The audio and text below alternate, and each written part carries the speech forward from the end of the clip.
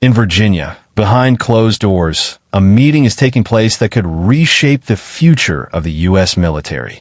It's not just another conference, not just another briefing. This time, nearly the entire chain of command is gathering under one roof. Generals, commanders, and top officers from across the world are flying in. From Europe, from the Middle East, from the Indo-Pacific. The most powerful military minds in the U.S. are here. And into this already high-stakes gathering, one man has stepped in, Donald Trump. Yes, the commander-in-chief himself has decided to join this meeting. His arrival changes everything.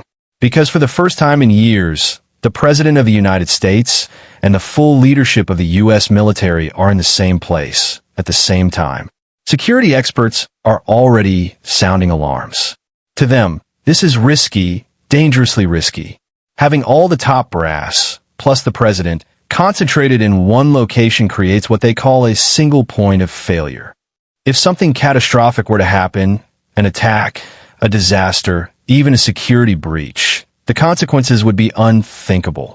But Trump doesn't seem worried. In fact, his presence is deliberate. This isn't just about military strategy. This is about power, optics, and control. The meeting was originally planned as something smaller, simpler. Defense Secretary Pete Hexf scheduled it as an address on military standards and his vision for a new warrior ethos. But Trump's decision to attend has shifted the spotlight entirely. His appearance ensures that this meeting won't just be about strategy.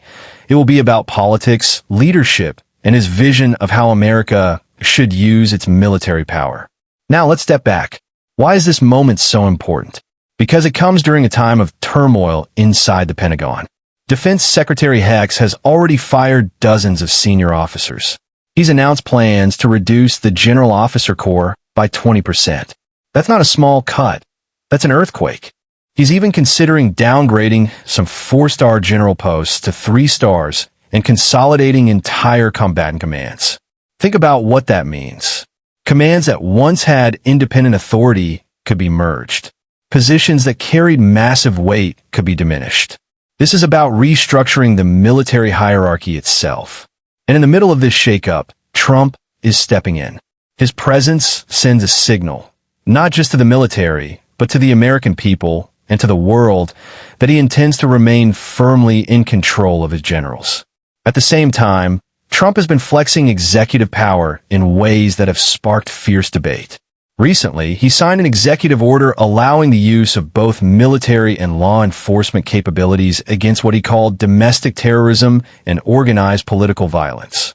His words on Truth Social were blunt. We will make crime illegal again. For some, this is strong leadership, a president using every tool available to keep order. For others, it's deeply troubling. The blending of military and domestic policing in ways that America has historically avoided. And that brings us back to this meeting in Virginia. Trump isn't just appearing at any military event. He's stepping into a gathering that already reflects the internal battles shaping the Pentagon's future. Now, let's talk about the scale of this meeting. Flying in military leaders from across the globe is not cheap. Estimates suggest the cost is in the millions of dollars. Transport, logistics, security, it all adds up. At a time when budgets are strained and global threats are multiplying, critics argue this is a display of extravagance. But supporters see it differently. They argue that this moment, costly or not, shows unity. It shows resolve. It shows that Trump, Hexf, and the generals are aligned in projecting American strength. Were they really aligned? That's the question. Behind the closed doors of this Virginia gathering, there are likely disagreements, debates, and divisions. Not all generals support Hexf's cuts. Not all are comfortable with Trump's use of the military in domestic affairs. These are tensions that can't be ignored. To understand the stakes, let's look at history. Presidents and generals have always had a complicated relationship. Harry Truman famously clashed with General Douglas MacArthur during the Korean War. So much so that Truman fired him, shocking the nation. John F. Kennedy faced resistance from military leaders during the Cuban Missile Crisis, when some pushed for strikes that could have triggered nuclear war. And more recently, presidents from both parties have wrestled with the Pentagon over wars in Iraq, Afghanistan, and Syria. Now, Trump finds himself in that same tradition. A president asserting his will over generals who sometimes push back and sometimes fall in line. The difference today? The stakes are even higher. The world is more volatile. From Ukraine to the Middle East to the South China Sea, American military decisions ripple globally. And that's why this meeting matters. It's not just about what's said inside those walls. It's about the image projected to allies, adversaries, and citizens alike. Meanwhile, concerns about security remain front and center. Experts warn that bringing together the president, the defense secretary, and top generals from every combatant command creates vulnerability. If something went wrong, if even a minor incident occurred, it could destabilize U.S. military leadership in an instant. That's why the Secret Service and Pentagon security teams are working overtime to protect this event. So what does this leave us? On one side, you have a president determined to show strength, stepping directly into the heart of his military leadership.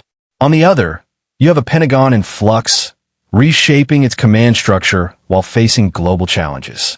The outcome of this gathering could go in several directions. Scenario 1. It strengthens Trump's control, solidifies Hexf's reforms, and presents a unified image of American power. Scenario 2. It exposes divisions, generals uneasy about Trump's domestic orders, officers resisting cuts, and a Pentagon wrestling with its own identity. Scenario 3. It sets the stage for even greater conflicts between the presidency and the military, between America's leaders and its people, between unity and division. One thing is clear, this is no ordinary meeting. It's a convergence of politics, military power, and national security like we haven't seen in years. So the big question is this: is Trump's presence in Virginia a sign of stronger leadership, or the beginning of a deeper power struggle inside America's military establishment? The eyes of the world are watching, and the outcome of this meeting could shape U.S. military policy for years to come. Stay tuned, because this story is just getting started.